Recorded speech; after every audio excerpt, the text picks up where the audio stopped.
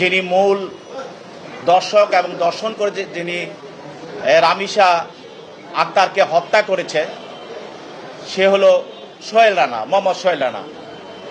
তাকেও আসামি করা হয়েছে, 1 নম্বর আসামি। আর তাকে এই দর্শন এবং হত্যায় যে সহযোগিতা করেছে স্বপ্না আক্তার, না স্বপ্না খাতুন,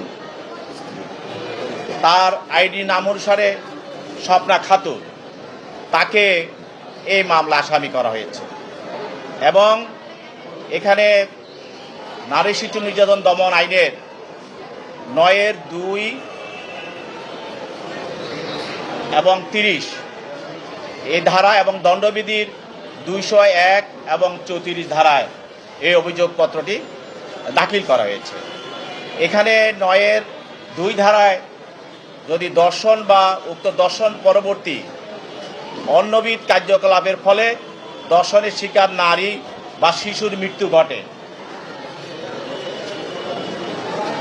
তখন এই ধারাটি এখানে প্রয়োগ করা হয়।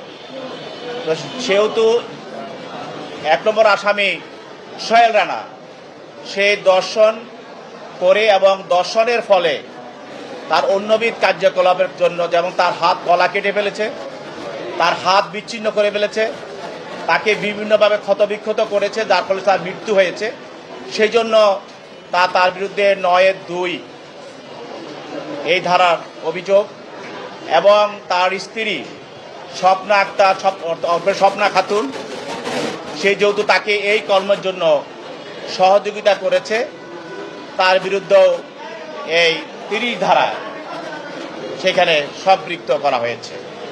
এছাড়া যে আলামত, অর্থাৎ হত্যা করার সময় যে বিষয়গুলো তার মাথা, মস্তক এবং তার হাত পা এবং তার শরীর, এটাকে গোপন করার জন্য বা এটাকে সরিয়ে ফেলার জন্য যদি এই ধরনের কার্যকলাপ করা হয়, সেটাতে আমাদের দণ্ডবিধির 201 ধারা, এই ধারায় তার বিরুদ্ধে 1 নম্বর আসামি সোহেল রানার বিরুদ্ধে অভিযোগ আনা হয়েছে।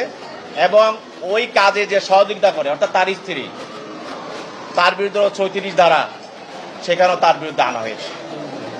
অতএব এই ধারাগুলোর উপরে 2 জনের বিরুদ্ধেই আনা হয়েছে।